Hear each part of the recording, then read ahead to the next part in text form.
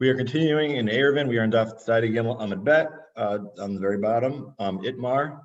So Kotel Sheben Shtei Chatzerot Shenafa. So we have a courtyard between 2 yards, and then it falls down. So the question is, so we have backtrack a little bit. So yesterday we were talking about.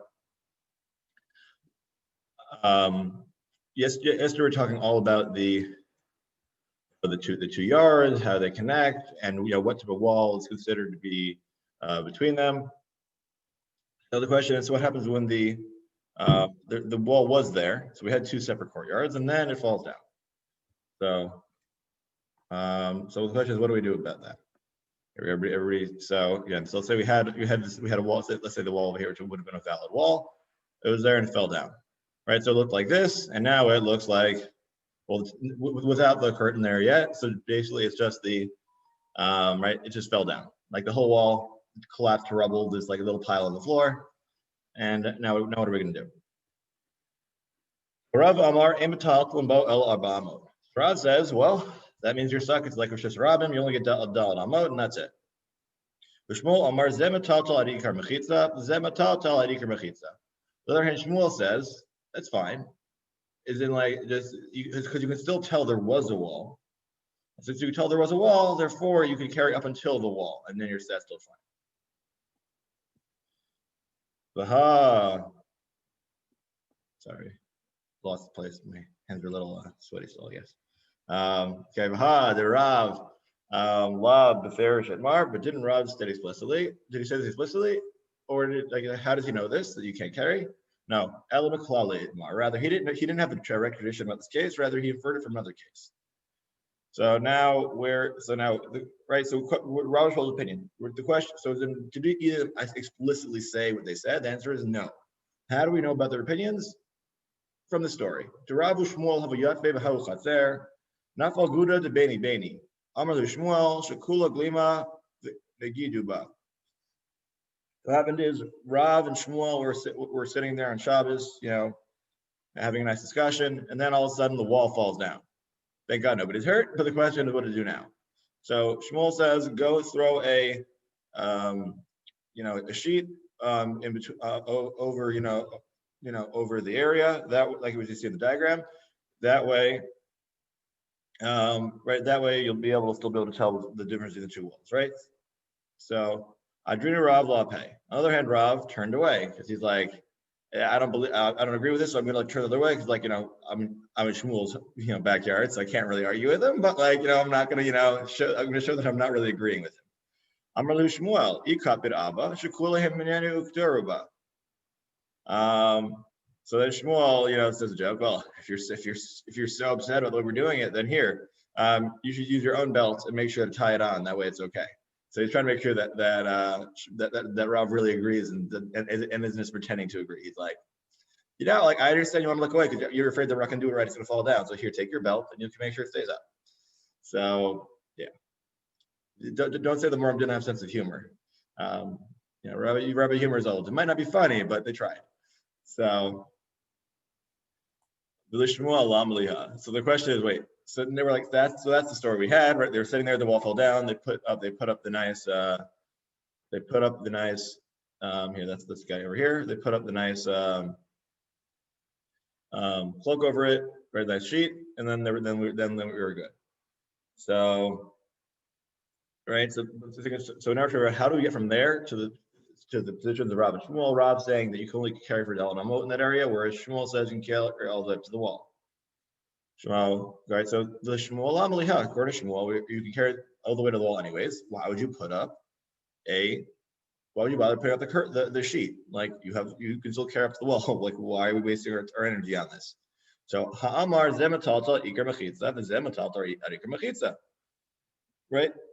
They both said you can carry all the way up to it. So why are you putting this up? So Shmuel Avid Litzniuta Ba'alma. Now, why did he want to put up the curtain? Because he's a neighbor and he knows there was his privacy. So not that he thinks there's a halachic reason to put it up. It's more of a respect of he wants, because in your backyard, there are some people, when they put the fence up, they simply put a fence, chain link fence. It's that nice and see-through because they want to make sure, their kids or their dog doesn't run out of their yard, and that's all it's for. But some people put up a fence because they want privacy. And if the wall falls in, and therefore if it falls down, right, you want to ensure the privacy part. We're not dealing with the, can you get through it? The main point here is, again, halakhically it's fine, just privacy. And that's a valid reason to do something on Shabbos for privacy. Again, assuming you're not following any actual malachot, but we'll leave that aside. So Rav Easter laid to Asir, Lemalay, and if Rav thought it was Asir, why didn't he say anything?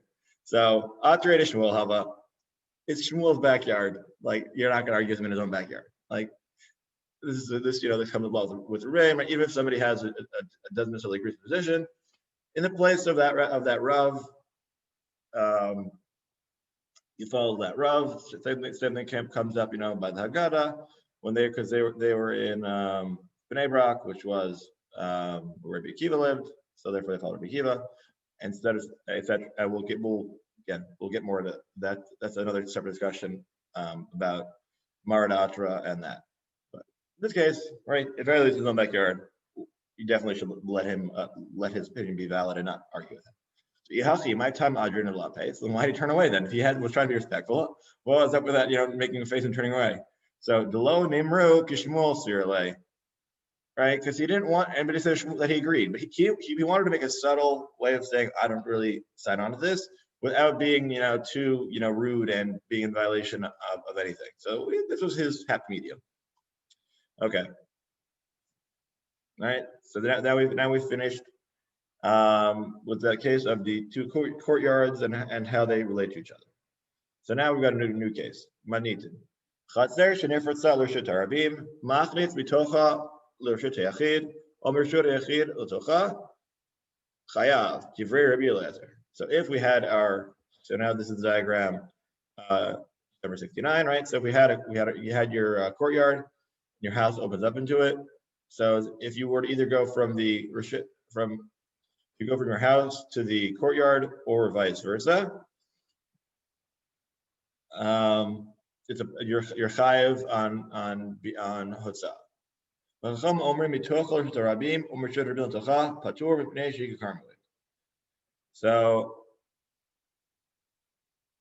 if somebody were to right, so on the other hand, the Chaim who say no. Once you broke the wall down, the case is that now the Chatzer becomes a Carmelis. So, which then means that if you carry from the court, so here, so everybody see my pointer? Here we go. So that means if you follow the arrow, right, again from the Aleph out to here, then that's normally if you were to carry from the Chatzer to Rishut Rabim, that's Asur Midaraisa. But now, because the wall falls down, it becomes a Carmelis, which is a pseudo Rishut Rabim, and therefore it's no longer Asur Daraita because it's not Rishut Yachid Rishut Rabim. Instead, it's a Carmelis Rishut Rabim, which is still Asur, but it's only Asur Midarabanan. It's Patur Aval Asur, right? You're Patur from having to bring a Chatat, but you are still Chayav you're still liable for violating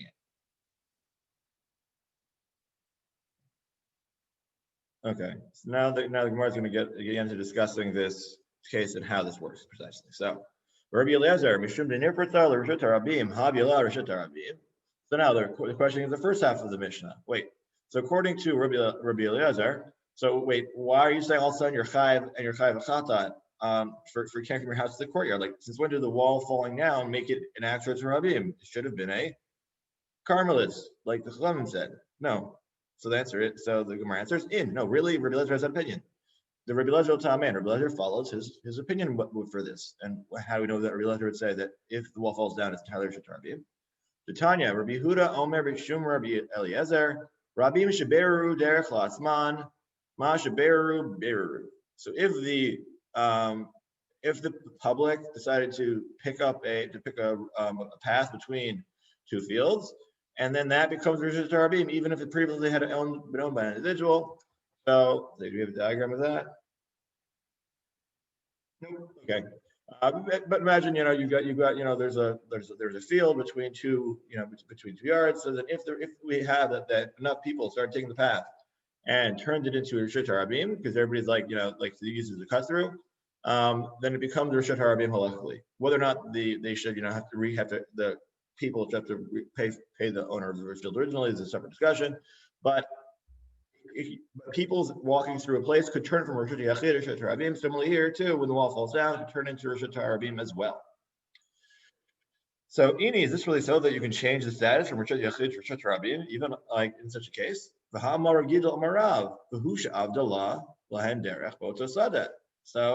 right, but is that really the case? Didn't Gidel quote Rav saying no? That only works if we know there used to be a Rishut Harabim going on through there. There was a path, and then the path got lost, and then people started made a new path. And we're not sure if it's the right place.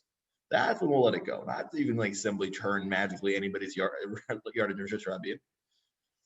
The chitema hachanami could go in she'avda lahen derech lota chatzer. So what do you say in our case? So maybe there used to be a pathway in the chatzer, and then used to where the entrance used to be.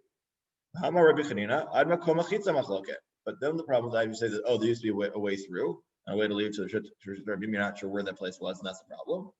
But Rabbi Chanina says that the machloket is about all the way up to the place. Ad makom mechitza, all the way up to where the wall fell down. So that doesn't sound like that at all. So ema al makom mechitza machloket. No. So what is it? So not odd. I'm not saying that you can carry it up until. They're saying, what about carrying? Again, the wall fell down, right? Now there's a little bit of rubble on the floor. So the question is, over that place, over the rubble, are you like carry in that area specifically, just where the rubble fell down? So, and that's where the machloket is. So therefore, you're right. We can't change the whole yard, but then like the place where the wall used to be, that's what we're debating. Like when the wall fell down, now there's a pile of rubble instead of the wall. That's what we're trying to figure out. Or they're arguing about on the sides of the Rishut Harabim, which Rishut Harabim generally is not considered to be a true Rishut Harabim. Rabbi Eliezer Savar Seder Rishut Harabim Damu. Rabbi Eliezer would say that the size of the Rishut Harabim, right? Meaning like again, unless you get the main road and the the shoulder, right? So like we're talking about the edge by the wall. So Rabbi Eliezer says that even though people initially go there as much as do in the middle of the road, it's still Rishut Harabim. Rabbanan Savri Tziri Rishut Harabim La'ak Rishut Harabim Nami. But the Chachamim is saying no, it's not really Rishut Harabim because again, people aren't necessarily using there as much, and so therefore it's got a status of less than a full Rishut Harabim. So the Livlo B'tzidei Rishut Harabim B'alma. So then, do they argue in general about this case? If they generally argue about the size of the Rishut Harabim, Havamrinan keep ligi Rabbanan Rabbi Eliezer. So if they argued always, then you'd have said that shouldn't you have also argued that maybe we can say the argument of Rabbi Eliezer isn't quite as broad as we think. When do they argue? Hanimile hechat ika chifufe. Aval hechat deleka chifufe emamodule. Kamash Milan. No. So again, so what are chifufe? So chifufe are these guys on the left over here, right? The question is, you had these little stones, or think like some sort of curb that you have on the side of the Harabim. That's where people could walk on the side of it. So then, if you have these chifufe on the side of the Harabim, that's the right. So right.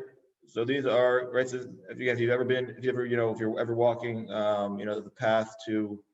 You're walking into the old city, and there's you're along a road, that road right there, and then there's that little thing with little pylons that you try and walk on and try not to get hit by the buses as they speed past you. So that little bit. So or again, in the modern context that we normally see on the average street, there's a curb or there's some differentiation, and that's what we should say would be the difference. So assuming there's some differentiation, so the question is saying that even in that case, Rabbi Eliezer and the Chachamim argue. They're saying that either way, it's still a problem. But the only problem is that the statement we had from our Mishnah is mitocha, from inside of the courtyard. So therefore, you're definitely going from the former courtyard into the Rishut Harabim completely. So what's going on here? So I do the Amor Bana mitocha, Amor Inu Nami mitocha. So the answer is that the Rabbi Elazar really wasn't necessarily differentiating. He was simply paralleling the language of the Chachamim, right? So for Rabbi Elazar, that the distinction of mitacha doesn't necessarily make a difference because it wouldn't necessarily matter from where. But since the Chachamim would matter, then that's why we mention we mention the word mitacha for Rabbi Elazar also. So it's like a parallel language. Rabbanan Amar Rabbi Elazar Tzir Shet Rabim Umhadr Le'inu Mitacha. So the problem then we have another issue that the Chachamim opinion doesn't work then. So Rabbi Elazar said that the sides of the Rishat Rabim are considered to be Rishat Harabim, and therefore from anywhere in the courtyard to the side of the Rishat Rabim, even the very most edge, is going to be an issue for the Chachamim. It wouldn't be an issue until you went all the way from your Rishat HaYachid to the middle of the Rishat Rabim. So, right, so we're trying to figure out, so what exactly was the story? So, Hacha Kamar Le Rabbanan Le Rabbi Eliezer. Rather, let's phrase it as follows. Here's what the argument really was. Milo Komodit Lan Hecha de Tilto Mitoch Al Rishut Rabim Umrishut Rabim Tocha de Pator Ibneshi Carmelit Sidena Miloshna. So the Chachamim's retort to Rabbi Eliezer was as follows. Since you agreed to us that if you can't carry from the courtyard to the Rishut Rabim, so and if you were to carry from the Rishut Rabim to it, it would be to the courtyard, it would be pater. So then, because would you say that this is considered to be a Carmelis? So it's Miloshna. Therefore, the side of the public domain should also mean the side of the Rishut Rabim in general, right, where those nice little pylons were between there and the wall. That's also should be a Carmelis in general. So then they're using our case to argue in general about what is the status of the sides of Rishut Rabim. And so they're saying that you should agree. If you agree in that case, if you agree in this case in particular, you should agree every case that the sides of Rishut Rabim are considered to be Carmelis, not Rishut Rabim. Rabbi Eliezer hatam loka darsi la rabim, hachaka darsi la rabim. No, Rabbi Eliezer says no. That's not a fair comparison, because even if you want to say that the courtyard suddenly becomes a Carmelis, there's a difference between a Carmelis where people actually walk versus a place of Carmelis where people don't normally walk. So therefore, the courtyard is would be considered to be a lower grade Carmelis, whereas the Harabim, like the side, if you want to say they're Carmelis, they're so close to being Rishut Rabim because people actually use it like it's Rishut Rabim, then it becomes Rishut Rabim. Therefore, I'm sticking with the position that all part of the public domain are called public domain, even though you might say part of them are not. Okay? Clear? Right? So again, so that whole argument we had there was, again, the question when the wall falls down, what happens to the so we had our nice courtyard and the wall fell down. The question is between the courtyard to Rabim, is that us or not? We said it came down to the question about what does the chutzner turn into, if it's Rabim or Carmelis, and then that would get a difference whether or not you're allowed to carry from house to courtyard as well as from courtyard to Rabim. And then we also discussed the question of within the Rishut Rabim, what is the difference between the central part of the Rishut Rabim versus the sides, and we have our nice little pylons, so that we have a protected walking lane as opposed to the standard center, and based on the amount of usage and whether or not we say that there's a difference or not. Okay, so now we're heading to the Mishnah with, of course, new diagrams. So here we go. So so we have a nice courtyard, and then it gets breached on both sides. And so now there's it's on the Eruvin or on each side of it. Similarly, if you had a house that two walls fell down. Similarly, if you had an alleyway that we're just thinking you call it an alley, but anyways, right? So an alley that's missing its kora or lechi, they would normally make it mutter to carry there, right? So here we have, right? So here are some examples of how it had been breached. Okay, right? So on two sides. So then again, so it could be. So then here, so we're going with here that's on the corner. We'll get into the discussion more when we get to the tomorrow, but the point being two sides are off, or let's say when we had our mavoy. So normally, do we have a picture mavoy here? Yes, we don't. Okay, mavoy. Let's go back here. For mavoy would be, again, that's the passageway here. So again, ignoring the roof here, right? So again, lechis with these guys on the left. Korah would be the crossbeam on top. Right, so normally you need only, either lechi or a korah to be matir our mavoy, and the issue is that now it's gone. So now basically we're stuck back to where we started. That now it's similarly these areas are all going to be considered to be Rishut Rabim and Asur. So that's what we're trying to deal with now. Okay.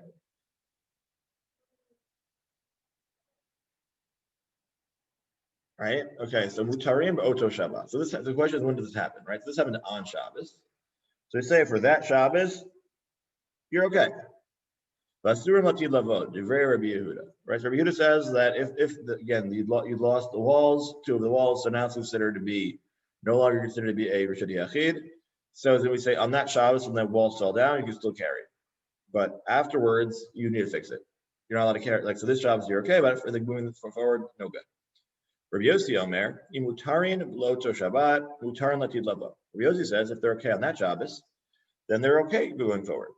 Im asur latid lavo, asur loto Shabbat. So Rabbi Yossi there says no. If it's good now, then it's always good. And if you're going to be usher in the future, then it's usher now too. Right? We don't say we don't say that kivan hutra and that only works for one Shabbat. We say if it's either it's valid or it's either there's a valid structure or an invalid structure. None of this, like conditionally okay. Okay, so now we're going to try to figure out what type of breaks we had and how that affects everything. So with my skinan, so what's this the case? So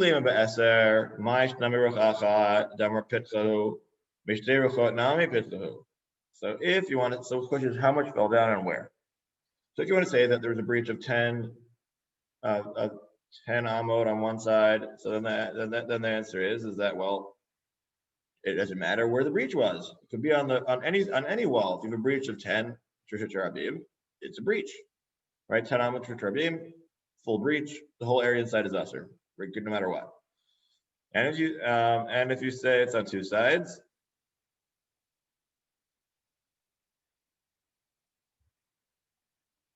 right? So sorry, if it's less than 10, sorry, didn't explain that properly. Okay, so if say it's 10, meaning 10 or less. So if you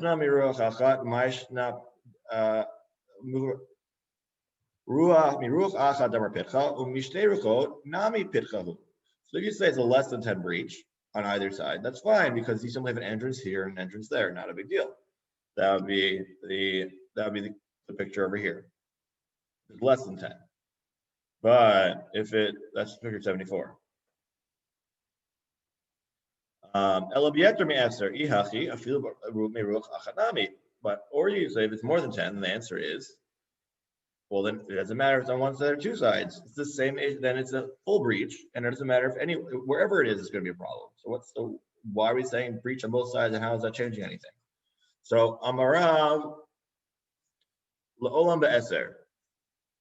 So Rav says, no, really the breach is 10, right, or less than 10. And the issue is that the breach is on the corner of the house or the corner of the structure. Because people don't actually make a doorway on the corner of a house, of a corner of the structure. That's just not, people don't build that way. It's not safe. So therefore, that's not considered to be a valid doorway. And similarly, just like we have an issue with the corner, similarly people don't build a house with two sides on. Right. So again, so that's the whole issue. Is it comes down to it's just people don't build that way. That's the main issue. Okay, so that was. Okay, so again, we went from first started off, from this case, again only on one side. Then we said two sides. What's the difference? We said it's a corner, and that's why the pictures we had above were of the nice jagged corner ripped off, in case you're wondering. Right, that's why we had that. Okay.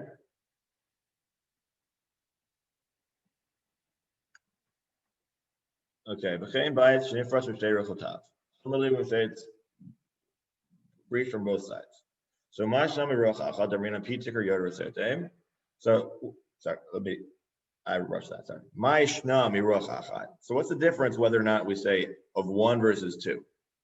Damrina on pitikar yoder setem, right? So for one side we say that where the roof ends, that's where it's the wall. We drop down the wall.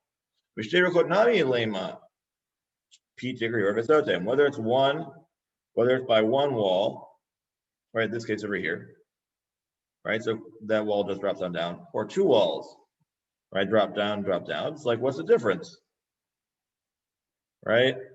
Like it should be working just fine either way.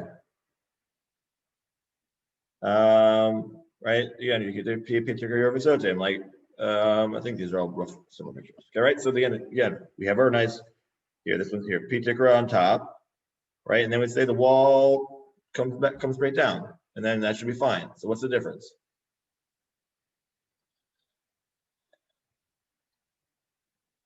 All right, whether there's one or two, you can say, just like we say the tikra, right, the roof comes down, it comes down at the end. So Amri debate Rav Mishmei Rav. So then the students of Rav said in the name of Rav, Kagon Shenifras Bekaren Zavit Vikiruyo Ba'alachson. So what was the opinion according to Rav that they had? It was breached on the corner, and its roof was inclined, right? Meaning, it's got a slanted roof like we have nowadays, right? Standard building in the ancient world was you do it more or less flat because that's simply the cheaper, more efficient way to use it. Because that way you can also use your roof. The problem with the slanted roof is that you can't really, like the way we have our roofs, is that you can't really, go out and sit on your roof safely. You will most likely fall over and hurt yourself. So, right, so. But if you have a flat roof, like you can go up to your roof and enjoy it. So that's so that was the standard one. But here, somebody decided to make a slanted roof, and that's the problem. The lake of Memar pitikar visotim. We say that you only say pitikar visotim when you have a flat roof, not when you have a slanted roof. We have a picture of it here, or we don't.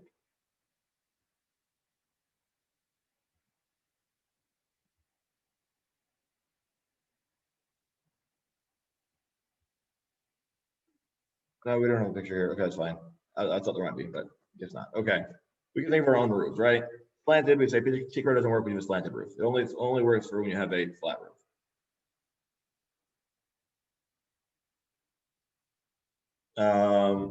Okay, because when you have a slanted roof, that doesn't look, again, when you're trying to make a wall, right?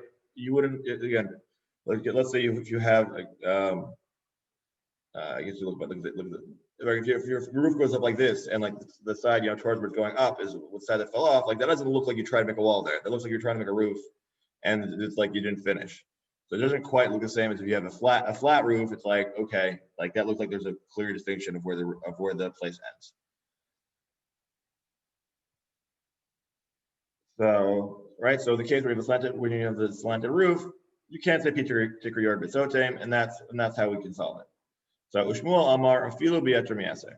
And similarly, we had Shmuel stating on our Mishnah that the breach could even be greater than 10, is what we're talking about. But then we're like, wait, but like if it's more than 10, then what's the difference? Like it's still like if it's more than 10, it's a breach. Breaches are a problem. A breach of 10 or more. But that's not an entrance. No. So the answer is Mishum BAYT. No, the answer is that the breach on two sides is really only meant to specifically refer to the house case, because the house, right, that's where only one side wouldn't be enough to make it usher, but if it's breached on two sides, for a house it would be. So again, you're right. In a courtyard, one side is enough to ruin it, but for a house, you need to knock off two. You need to have it hold on two sides. You have to have the breach on two sides. What about the house itself? But even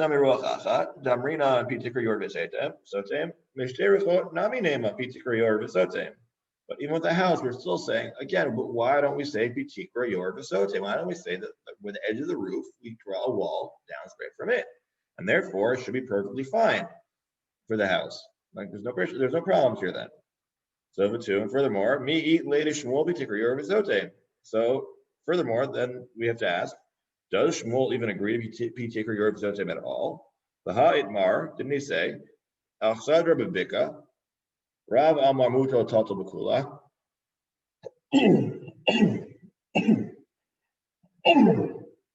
Right, so in terms of the when we have the portico in the valley, so Rav says you're allowed to carry the entirety of the portico, whereas Shmuel says you can't. You only get arba'amot. So that would imply that he doesn't believe in Pichur Yerub Zotim, or he would have been allowed to carry in that portico. So halokasha kilate le ba'arba aval b'shlosha idle. No, the answer is that Shmuel applies the concept of pitikra, but only when there's a certain number of walls, meaning there has to be at least three that are that 3 walls of pitikra is no good. Sorry, 3 walls is okay, but 4 is no good. So here it will be fine. The issue is there is that all the walls in the case of the Al-Sadra are Pitikra Revizote walls because there are no walls in the portico. It's just it's a roof and then 4 poles. So that's not enough to be considered to be walls for Shmuel. So Makolakam Kasha, but either way, that doesn't. So this still doesn't explain about the case of why in ours, which has we solved the issue of the Afsad or why he doesn't like it. But what about our case? Like, what's wrong with it? Why would you still need 2 walls according to Shmuel then? What's wrong with having 2 walls of Pitik or Yerbizote? So could Amri Bay Rav Mishmei Rav? So we said we'll fall back on that which Rav said. Rav was quoted saying by his students. Kagon Shenifrat B'Keren Zavit B'Kiryo Ba'alson. So before I was talking about the case where the roof was inclined and the breach was on the corner and the breach was, and now it's a problem. So here the issue is that the breach was in the corner and that the roof is at least for there's at least 4 tefachim away, or 4 amot away. Because here's how Rashi would say how it looks, right? So that's the problem, right? This is the way the breach fell down, and that's why you can't say it. Okay, the kirya arba. So that's why. So there's 4 amot that way, 4 amot that way. So therefore, it's too big of a breach. Okay, and then Tosfot's version would look this way. Right, so the issue being that since the breach over here is too large, we say it's no good anymore. Right, the question is again how big it is each. Again, so we can go through a little more about the technical drawing of it. But the point being is that you have too large of a breach on the corner, and that's why it's no good. Right, this is the Chazon Ish's version of it, which again 4 amot and 4 amot, and therefore that combines to being too large of a breach. Once you go in the horizontal, and that's why it's no good. And also we have the issue. Also, people don't build that way, right? People don't build with breaches on the corners, right? That's simply not. Here, this is Tosfot's version of it, right? Again, the question is what we mean by 4? Do you mean that are we saying that the length of a cross is 4, or that it's like kind of like a corner in terms of the way it fell down? But whichever way you're drawing it, again, there's all these different ways of drawing it. But either way, the issue being is that people don't build that way, and therefore the breach is too large. Shmuel lo amar karav alachzon loktani. So the thing is Shmuel. The only thing is that he doesn't like Rav's explanation because Rav's initial point was that it was slanted, and well, guess what? The Mishnah never said the word slanted, so I don't like that reasoning. So Rav lo amar kishmuel, and Rav didn't say like Shmuel. Im kain havi le'as sadra, Rav lo tamed the amar sadra mutar al bakula. And the reason why Rav said it's not the case with the 2 corners going in the way that we had with Shmuel's opinion is because he says that that in that case we would say that you can still make walls just like we did by that Sadra case if it's a sharp corner. Itmar Sadra Bikra, as we simply stated, as we mentioned, right? Just like you mentioned before by the Bikra case, so to here, and that's what we would say. Okay. Now we're going to go back and analyze the case of the portico in the valley bit, in the valley.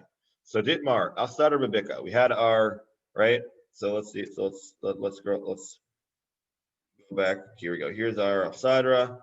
Ignore the fact that there is a wall on the backside here. Again, there are no again. So this is an Alsadra. But again, we're seeing that there's no for our case now there are no walls. Yeah, you got the roof, you got the pillars, and these aren't. And ignore the walls for a bit. Okay, so that's what we're talking about. This is located in a valley, so the valley would again, if we say a valley is not a Rosh Hashanah, it is considered to be a Carmelite. Okay, so that's what we're dealing with, right? A nice deep valley, which is now the status of a Carmelite, is not a Rosh Hashanah. So Rav Amar Matazal Bakula. Rav said you can carry the entirety of this portico. Ushmuel Amar Ematal Tlimba El Arba'amot. But Shmuel says no. Underneath the portico, you only get the Dalet Amot, just like anywhere else. Rav Amar Mutar Taltal Bakula. Rav says you can carry the whole area. Amrinan Pitikra Yorid V'Soteim. He says that the edges of the roof, right? You draw a wall down from them. Therefore, this even though there are no walls in front of you, because of the roof, we treat it as if there are 4 walls. Ushmuel Amar Ematal Tlimba El Arba'amot. Lo Amrinan Pitikra Yorid V'Soteim. Right? But Rav says no, you don't get it because there is no wall there. The Eser Kule Amalopli. So we're continuing. So what are they arguing about? Like how big was our portico? So they say it must be less than 10. Kule Amalopli. If it's less than 10, everybody agrees that it's considered to be a petach and therefore it's a valid rishus. Kipli be'eter be'eser. Where are they arguing? If the gap is more than 10 on a given wall. Right, so that's one option. Vikid Amri Kule Amalopli. Kipli be'eser. Alternatively, right? No, actually, they all argue. They don't argue about when it's more than 10. That it's no good. Keep ligi better. The argument is with less than 10.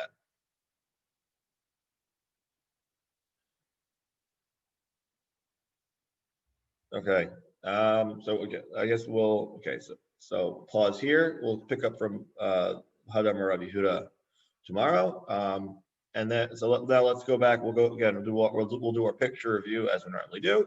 We covered quite a few cases today, and so that we'll hopefully be able to have it a little bit firmer in our minds. Okay, so we started off the day talking about the cases of a breach. Right, we had a nice courtyard, and then a wall. Then the wall in the middle fell down. So to look at Rav or Shmuel, are you still allowed to carry or not? And right, so Shmuel says you can still carry. Rav said you can't. We said this was all based on a story when they were, sitting in the backyard, in the courtyard, and then all of a sudden the wall fell down. And the case of having to throw over the sheet. So right, Rishon recommended it, and Rav, just trying to his best to look away. And then we learned out from there a couple of things. One, we said actually Shmuel really does hold you carry all the way up to the breach when it's noticeable that it was there. Right. Rather, why do you tell you to put up the sheet? Because that's just for privacy purposes, not for halachic reasons. You're right. Shmuel says you get to the wall, and Rav says there's still a problem even with this thing put up. It's not going to work. And we also learned that again that Rav was trying to be as polite as he could when he was there, but he also was trying to not say that he agreed. Next, we got to the case of the breach of the Mishnah where the wall of the Chatzer falls down, opening to Rabim on one side. So we say that so the Elazar is the opinion you can't carry from the house to the courtyard, or vice versa, because now the courtyard is considered Rishut Rabim.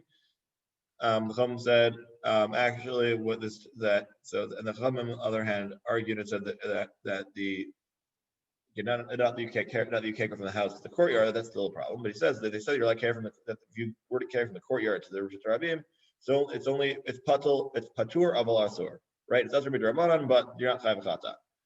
And then we got to the discussion there after based on that about the case of why are you chayav from where in the courtyard to where the Rishut Rabim? We got a discussion. How do they feel about the size of Rishut Rabim? That we said that Chacham say the whole Rishut Rabim is considered to be a Rishut Rabim, whereas the Chachamim say that only the center part of the Rishut Rabim is Rishut Rabim, but the sides that have the nice little rocks, keeping people out from using the sides, or like the little pylons, where the ancient times have been some sort of boulder or pillar, right? So that would mean that the side over here is not considered to be a Shatar Bim anymore. It's considered to be some sort of Carmelis. Whereas Rebbe says, no, it doesn't matter if people use the whole area, they use the whole area. I don't care that one's a little less used than the other one. Like it's still people still use them both, therefore that's a problem. And then we related to that story. Next, we discussed the case of when we have a breach of two sides. We were discussing what's the difference between where the two breaches are and why does that matter. All right, so again, so we said that again, if it's more than 10, no matter what, you've got an issue. The breach is more than 10. So rather the argument is really, so we're trying to figure out how does two walls make a difference. So we said the two walls would matter if it's right. So we say again, so we said if it's less than 10, again, I don't understand, because then it's still a wall.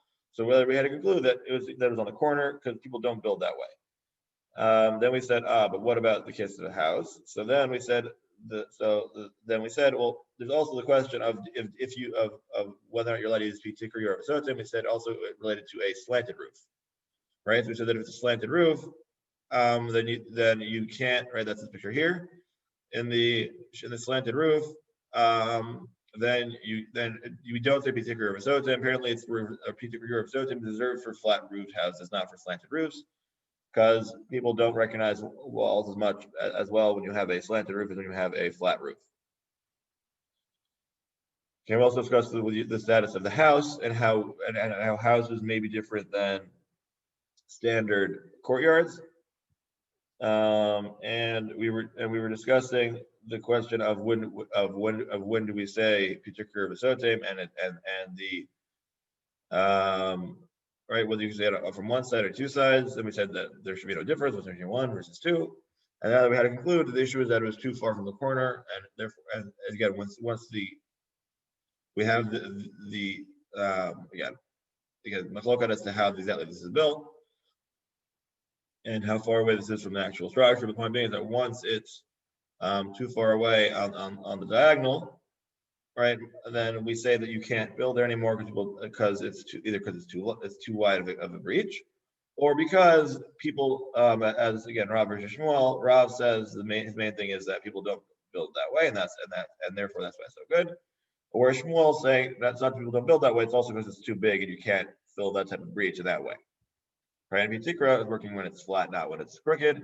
And lastly, we discussed the case of Tikra and whether or not it works on one side or how it works on many sides versus one side, and how Shmuel only really likes using it when it works on you won't use for all sides, whereas Rav simply would in the case of the big.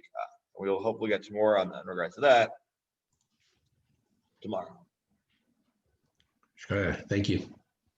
Oh, yeah. My pleasure. Good day, everybody. I don't know where I'll be tomorrow, but I'll see you, I hope. Looking forward.